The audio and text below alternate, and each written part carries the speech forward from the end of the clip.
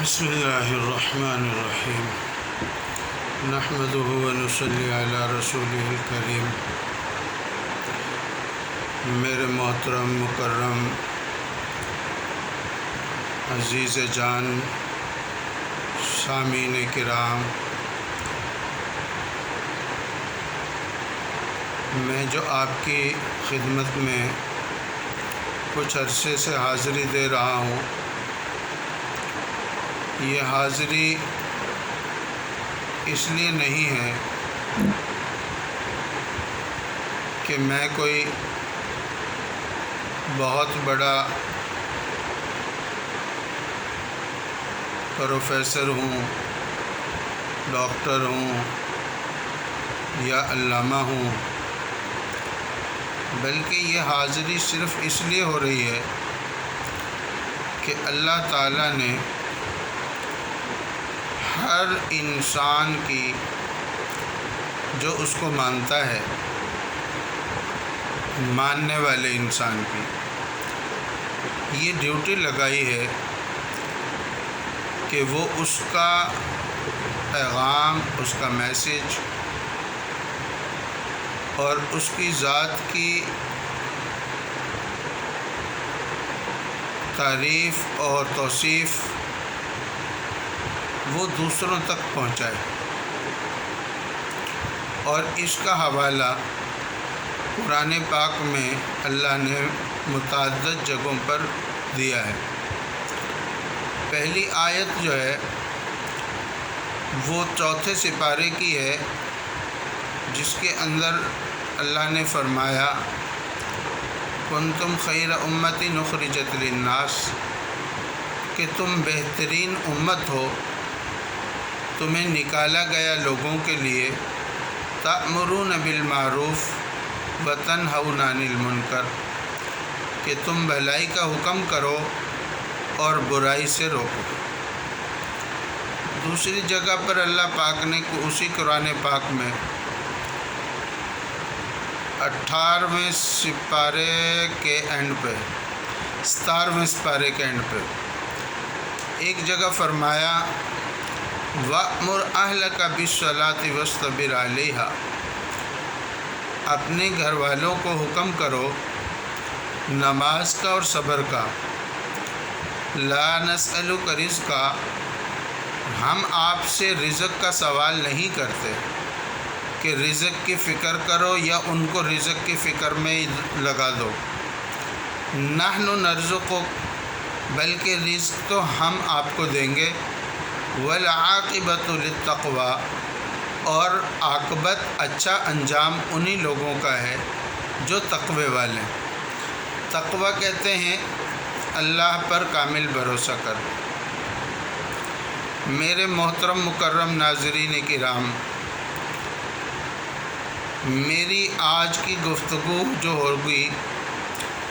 اس کا عنوان ہے ہمارے خیال کی طاقت۔ انسان کو دنیا میں جو سب سے بڑی طاقت حاصل ہوئی ہے وہ خیال کی طاقت ہے، جو کہ دیگر مخلوق کو حاصل نہیں ہو سکی۔ خصوصاً دنیا میں جو دوسری مخلوقات ہیں ان کو یہ طاقت حاصل نہیں ہوئی، یہ طاقت انسان کو ہی حاصل ہوئی۔ اور یہ کتنی بڑی طاقت ہے، اس کا اندازہ یہاں سے لگایا جا سکتا ہے کہ اس پوری دنیا کے اندر جتنی بھی ہمیں رونقیں نظر آ رہی ہیں، جتنی بھی ہمیں تخلیقات نظر آ رہی ہیں، جتنا بھی پھیلاؤ اور جتنا بھی حسن نظر آ رہا ہے، یہ سب خیال کی ہی تو طاقت ہے۔ اللہ رب العزت نے قرآن پاک کے اندر ارشاد فرمایا کہ میں ایک چھپا ہوا خزانہ تھا، پھر میں نے سوچا۔ اب سوچنا کیا ہے؟ خیال کی طاقت۔ میں نے سوچا کہ میں ایک جہان بناؤں، میں ایک دنیا بناؤں، اس دنیا میں رونقیں لگاؤں، اس دنیا میں انسان کو آباد کروں اور وہ انسان میرا خلیفہ ہو۔ یہ جب خیال اللہ تعالیٰ کو آیا تو اس خیال کی طاقت سے یہ دنیا بھی وجود میں آئی اور اس دنیا کا انسان جو ہے اس کو بھی خیال کی طاقت حاصل ہوئی۔ اب ہمارے اندر 3 طرح کے لوگ ہیں، انسانوں میں 3 طرح کے لوگ ہیں۔ کچھ لوگ تو ایسے ہیں کہ جن کو خیالات آتے ہی نہیں۔ ایسے لوگوں کو ہم اگر کوئی نام دے سکتے ہیں تو وہ پاگل کا نام ہے، کہ پاگل کو خیالات نہیں آتے۔ اور دوسرے وہ طرح کے لوگ ہیں کہ جن کو خیالات تو آتے ہیں لیکن ان کے خیالات جو ہیں وہ منفی خیالات ہوتے ہیں۔ ایسے لوگوں کو اگر ہم کوئی نام دے سکتے ہیں تو وہ بیوقوف کا نام دے سکتے ہیں کہ ان میں عقل تو ہے لیکن اس کا استعمال غلط کر رہے ہیں، گویا کہ بیوقوف۔ اور تیسری قسم کا انسان وہ ہے کہ جس کو جب خیال آتا ہے تو اس خیال کو وہ مثبت طاقت کے ساتھ استعمال کرتا ہے۔ تخلیق کا لفظ جو ہے آپ نے سنا، پڑھا، ماشاءاللہ سامعین سارے ہی پڑھے لکھے ہیں اور مجھ سے بہت زیادہ پڑھے لکھے ہو سکتے ہیں جو میری بات سن رہے ہیں، اور میری اس گفتگو میں بہت ساری کمی بیشیاں کوتاہیاں بھی سامعین کو نظر آتی ہوں گی، اور میں چاہتا ہوں کہ ان کوتاہیوں پر مجھے کومنٹس کے ذریعے آگاہ بھی کیا جائے، کیونکہ میں انسان ہوں اور کسی بھی معاملے میں تحقیق میری کمزور ہو سکتی ہے۔ اس لیے کوئی بات اگر ایسی ہو کہ جو پختہ نہ ہو، یعنی جو قرآن حدیث سے ثابت نہ ہو، تو آپ ضرور میری اصلاح فرما سکتے ہیں۔ تو میں یہ عرض کر رہا تھا کہ خیال سے ہی تخلیق کا لفظ بنا ہے۔ اب تخلیق کس کو کہتے ہیں آپ سب جانتے ہوں گے۔ تخلیق کار وہ لوگ ہوتے ہیں کہ جو اپنے خیال کی طاقت کو استعمال کر کے پھر بڑی بڑی ایجادات کر لیتے ہیں۔ اب یہ جتنی ترقی سائنس کی ہمیں نظر آ رہی ہے دنیا میں، یہ سب خیال کی طاقت ہے، خیال کی تخلیق ہے، جو ہمیں دنیا کے اندر ہمارے لیے آسانیاں پیدا کر رہی ہیں۔ یہ ایجادات، یہ سب تخلیق کی ایجادات ہیں۔ میں ذرا اپنی گفتگو جو ہے وہ اس سائنس اور اس دنیاوی اور مادی ترقی سے ہٹ کر تھوڑا سا دین کے حوالے سے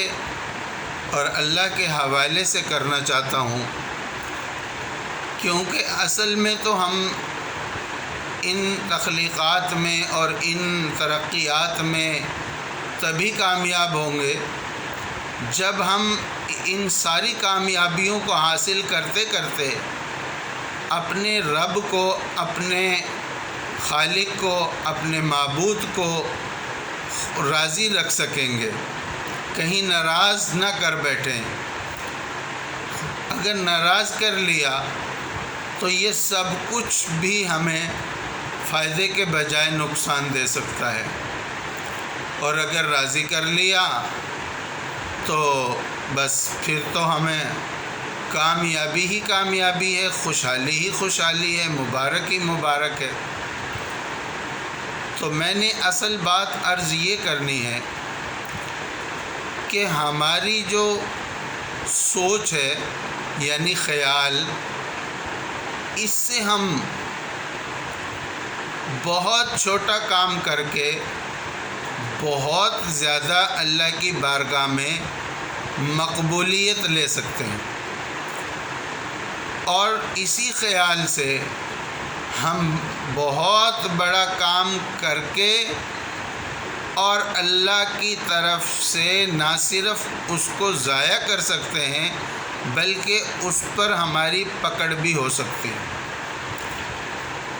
اب اس پر میں آپ کو مثال پیش کرتا ہوں، اگرچہ آپ کے سامنے اگلی بات ساری واضح ہو گئی ہے۔ ایک شخص تھا حضرت موسیٰ علیہ السلام کے زمانے میں، قحط آ گیا، خشک سالی آ گئی، بارشیں نہیں ہو رہی تھی اور فصلیں بھی نہیں ہو رہی تھی، قحط سالی آ گئی، غلہ ختم ہو گیا۔ تو حضرت موسیٰ علیہ السلام نے اپنی ساری قوم سے کہا کہ باہر نکلو میدان میں اور اللہ کے سامنے گڑ گڑا کر رو کر دعا کرو کہ بارش ہو جائے۔ چنانچہ سب نکلے اور دعا ہوئی، خوب آہوزاری ہوئی دعا کے اندر، مگر بارش نہ ہوئی۔ حضرت موسیٰ علیہ السلام نے اللہ سے ہم کلام ہوتے تھے، فرمایا یا اے میرے اللہ، اے میرے خالق، اتنے لوگوں کے بڑے مجمع نے، لاکھوں کے لوگوں کے مجمع نے آپ کے سامنے دعا کی، آہوزاری کی، پریشان حال ہیں، آپ کی طرف سے بارش نہ ہوئی، برائے مہربانی ہم پر رحم فرمائیے اور بارش فرما دیجیے۔ اللہ کی طرف سے جواب آیا، اے موسیٰ، ایک بندہ تمہارے اندر ایسا ہے کہ جس نے مجھے اتنا ناراض کر دیا ہے کہ وہ رکاوٹ ہے آپ کی دعا کی قبولیت میں، آپ اس کو نکال دیں، بارش ہو جائے گی۔ اب حضرت موسیٰ نے جب اعلان کیا کہ ایسا کون شخص ہے جس نے اپنے رب کو ناراض کر رکھا ہے اور وہ نکل جائے تاکہ باقیوں کی زندگی بچ سکے، تو اب سامعین کرام جب اس شخص کے کان میں آواز پڑی تو اس نے سوچا، یہ خیال کی طاقت کی بات یہاں ہو رہی ہے، اس نے سوچا کہ اگر میں باہر نکل گیا تو ایک تو ان تمام لوگوں کے بیچ میں بالکل بے حیثیت اور ذلیل رسوا ہو جاؤں گا، کوئی بھی مجھے اچھی نظر سے نہیں دیکھے گا اور میری زندگی ایک بیکار انسان والی گزرے گی، اور دوسرا اللہ بھی مجھے معاف نہیں کرے گا اور میری بخشش نہ ہوگی۔ اب یہ دو باتیں خیال کی طاقت کام کر رہی ہے۔ اب وہ خیال میں یہ باتیں سوچ رہا ہے، اور اس کے بعد وہاں پر یہ موقع بھی نہ تھا کہ وہ ہاتھ اٹھا کر اللہ سے توبہ کر لیتا، کیونکہ اگر ہاتھ اٹھاتا تو سب کو پتہ چل جاتا۔ چنانچہ اس نے خیال میں اللہ سے رابطہ کیا اور کہا، اے میرے مالک، اے میرے رب،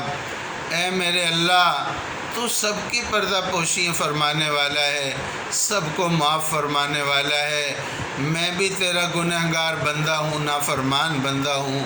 جو مجھ سے ہو گیا یا اللہ مجھے آج معاف کر دے، آج میری عزت بچا لے، آج میرا پردہ رکھ لے، آج ہم پر رحم فرما دے، اور یا اللہ تو راضی ہو جا، تو سب سے زیادہ معاف کرنے والا ہے، تو سب سے زیادہ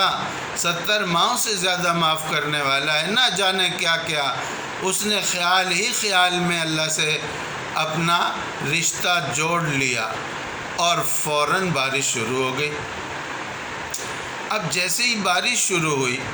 اور موسلا دھار بارش شروع ہو گئی تو موسیٰ علیہ السلام نے اسی وقت یا بعد میں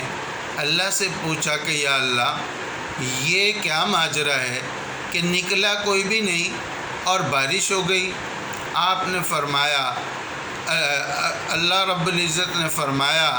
کہ یہ بارش اسی کی وجہ سے ہوئی ہے جس کو نکالنا تھا۔ موسیٰ علیہ السلام نے عرض کی یا اللہ مجھے تو اس کا نام بتا دیجئے۔ اللہ نے فرمایا میں نے اس وقت اس کو تمہارے سامنے ظاہر نہ کیا جب وہ میرا نافرمان تھا، اب تو اس نے مجھ سے دوستی کر لی، اب میں کیوں اس کو رسوا کروں، میں کیسے بتا دوں کہ وہ کون ہے، لہٰذا اس کا اور میرا پردہ رہنے دیجیے۔ یہ تھی خیال کی طاقت۔ اب اس سے آگے چلتا ہوں۔ آج کی میری ویڈیو تھوڑی طویل ہو سکتی ہے، اس لیے سامعین گزارش ہے کہ اس ویڈیو کو کوشش کریں کہ اس کو نہ صرف دیکھیں بلکہ اس کو خیال کی طاقت کے ساتھ دیکھیں، اس کو دل کی حضوری کے ساتھ دیکھیں۔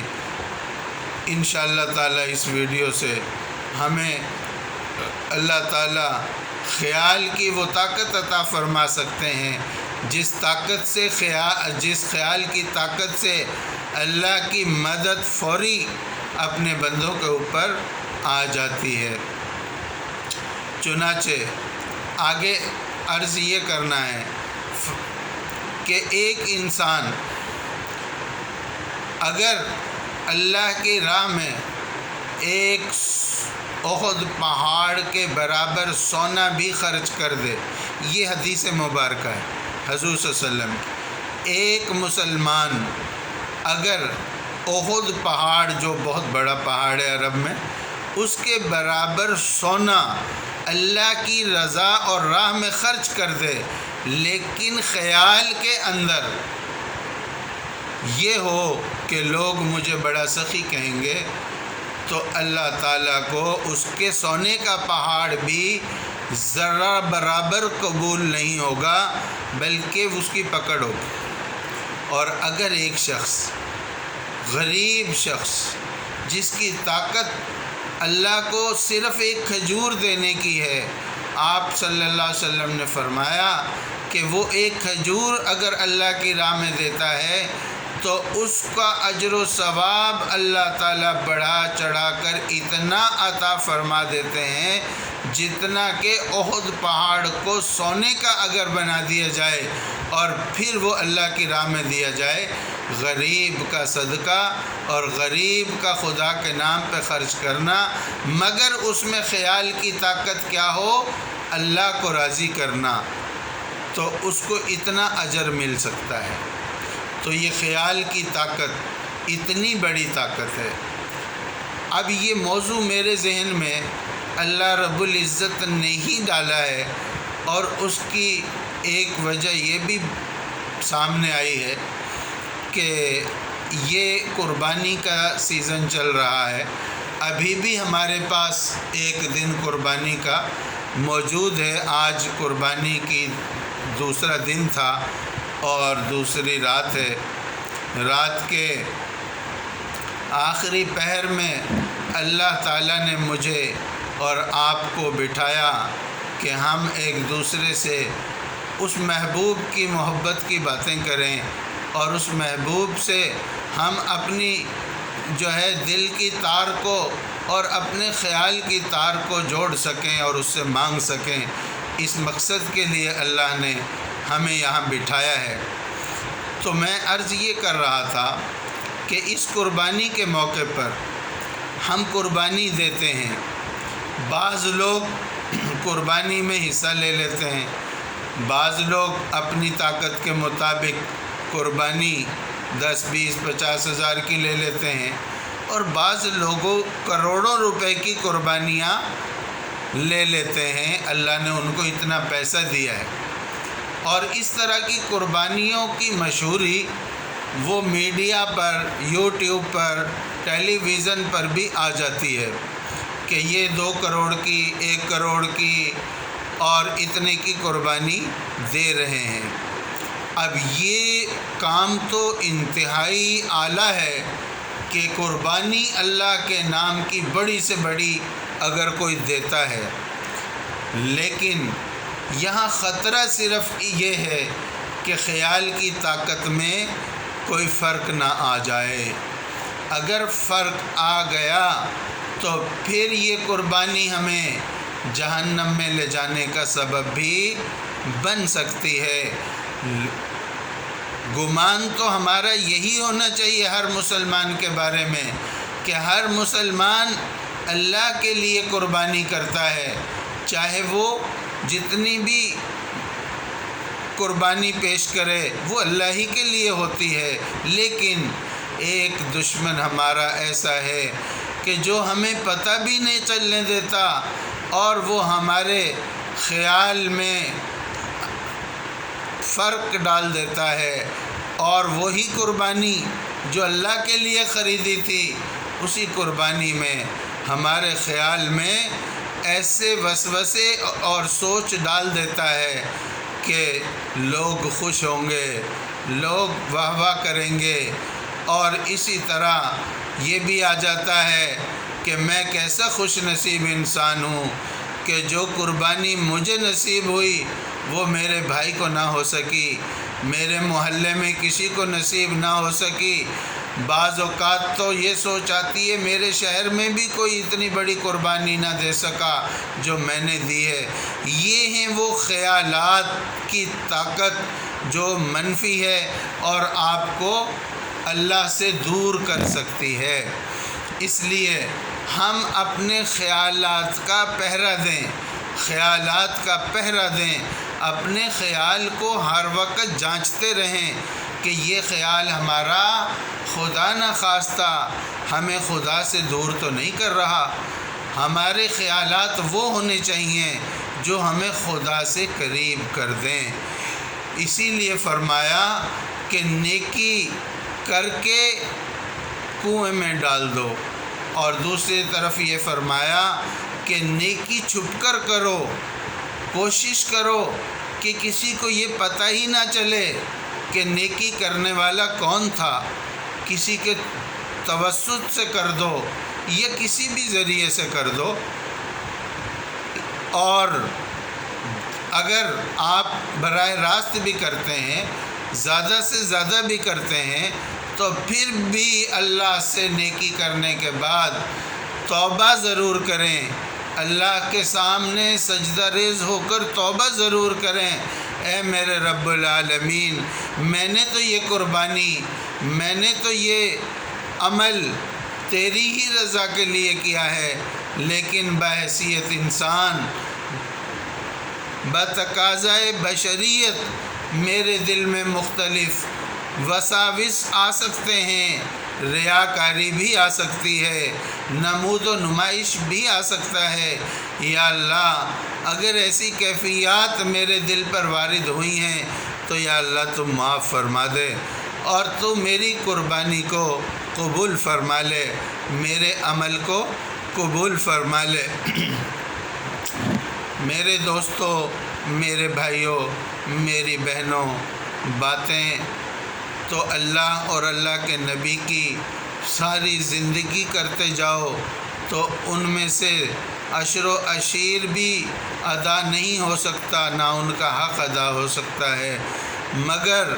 اللہ تعالی جب دل کا رخ بدلنا چاہیں، اللہ تعالیٰ سے جب ہم سچے دل سے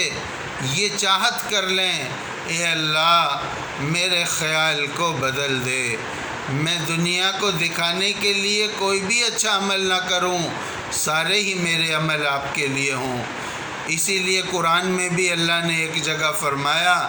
قُلْ إِنَّ صَلَاتِي وَنُسُكِي وَمَحْيَايَ وَمَمَاتِي لِلَّهِ رَبِّ الْعَالَمِينَ، بے شک میری نماز، میری قربانی اور میرا جینا اور مرنا یہ سب اللہ کے لیے ہے۔ یہ ابراہیم علیہ السلام کی دعا ہے۔ اور ایک اور جگہ فرمایا جو آیت میرے ذہن میں فی الحال نہیں آ رہی، لیکن ترجمہ اس کا یہ ہے کہ اللہ کو تمہارا نہ مال پہنچتا ہے، نہ تمہارے اعمال پہنچتے ہیں، نہ تمہاری قربانی کا گوشت پہنچتا ہے۔ اللہ کو تو صرف تمہاری نیت یعنی خیال، کس خیال سے تم عمل کر رہے ہو، اس کی رضا کے لیے کر رہے ہو یا خدا نخواستہ کسی اور مقصد کے لیے،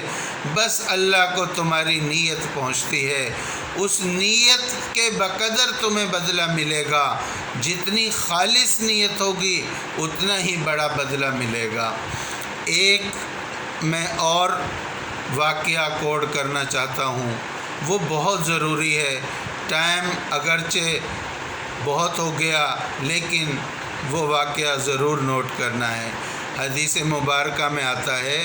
کہ قیامت والے دن سب سے پہلے 3 لوگوں کا حساب ہوگا، جن میں ایک ہوگا سخی اور وہ بادشاہ ہوگا۔ جب اس سے پوچھا جائے گا کہ ہاں بھائی بتاؤ کیا کر کے آئے، تو وہ بڑی بڑی اپنی قربانیاں اور اپنی سخاوتیں وہ سب کچھ پیش کرے گا۔ تو اللہ تعالیٰ فرمائیں گے کہ یہ سب کچھ تو نے دنیا کو دکھانے کے لیے کیا تھا، واہ واہ شاباشیاں لینے کے لیے کیا تھا، اور وہ تجھے وہاں مل گئی، یہاں تیری کوئی اچھی نیت نہیں پہنچی، اس لیے آج تیرے لیے کوئی بھی بدلہ نہیں ہے، اور حکم دیا جائے گا اس کو جہنم میں پھینک۔ اور دوسرا ایسا شخص آئے گا جو لوگوں کو واعظ اور نصیحت کرتا ہوگا جس طرح میں کر رہا ہوں، اور وہ اس سے بھی پوچھا جائے گا کہ بتاؤ تم کیا لے کر آئے ہو، وہ کہے گا یا اللہ ساری زندگی تیری مخلوق کو تیرا میسیج دیتا رہا اور تیرے دین کی اور تیرے نام کی سربلندی میں لگا رہا۔ تو اللہ تعالیٰ اس کو بھی یہی فرمائیں گے کہ تو نے جو کچھ بھی کیا وہ دنیا میں اپنی تعریف کے لیے کیا، اپنی شہرت کے لیے کیا، مال کے لیے کیا، یہاں تیرا کوئی عمل نہیں پہنچا، لہٰذا اس کو بھی حکم دیا جائے گا کہ اس کو جہنم میں پھینک دیا جائے۔ اور تیسرا شہید ہوگا جس نے جہاد میں شہادت حاصل کی، اس سے بھی یہی سوالات ہوں گے اور وہ بھی یہی جواب دے گا کہ تیرے نام پر گردن کٹا دی اور شہادت لے لی۔ اللہ اس سے بھی یہی فرمائیں گے یہ جو عمل تو نے کیا تھا، تیرے اندر کی سوچ اور تیرے خیال کو میں جانتا ہوں، اور جانتا تھا اس وقت بھی تیرے اندر میری رضا نہیں تھی، تو اپنے آپ کو مشہور کرنے کے لیے اور جو ہے مجاہد بننے کے لیے یا اور کوئی مقاصد لے کر تو نے یہ عمل کیا، میرے پاس اس کی کوئی بھی قبولیت کی نشانی نہیں پہنچی، لہٰذا اس کو بھی حکم دیا جائے گا کہ جہنم میں ڈال دو۔ میرے عزیز سامعین کرام، خدا کے واسطے ہم سب سے پہلے تو توبہ کریں، یا اللہ جتنے بھی ایسے عمل ہو گئے جو بظاہر تیری رضا کے لیے تھے لیکن ان میں ہماری نیت جو تھی خالص نہ تھی، یا اللہ ان کو معاف فرما دے، بے شک ان پر ہمیں اجر نہ فرما لیکن معاف فرما دے، اور اگر اجر بھی مرحمت ہو جائے تو یہ آپ کا احسان ہے۔ اور آئندہ کبھی بھی ہم چھوٹی یا بڑی کوئی بھی نیکی کریں تو اس میں کبھی بھی ہم ایسی نیت لے کر نہ کریں جو آپ کے لیے نہ ہو، دکھاوے کے لیے ہو۔ اللہ سے یہ دعائیں ہر روز کرنی چاہیے، ہر وقت کرنی چاہیے۔ میری دعا ہے اللہ تعالیٰ آپ نے جو مجھے ٹائم دیا اور اللہ نے ہم سب کو جو یہ توفیق دی سننے اور کہنے کی، اللہ اس کو قبول فرمائے اور اللہ ہمیں اپنی بارگاہ میں قبول فرمائے، عمل کی توفیق نصیب فرمائے۔ وما علینا الا البلاغ۔ اللہم صلی وسلم علی نبینا محمد صلی اللہ علیہ وسلم۔ الصلاة والسلام علیک یا سیدی یا رسول اللہ وعلی آلک واصحابک یا حبیب اللہ۔ الصلاة والسلام علیک یا رحمۃ للعالمین وعلی آلک واصحابک یا خاتم النبیین۔ السلام علیکم۔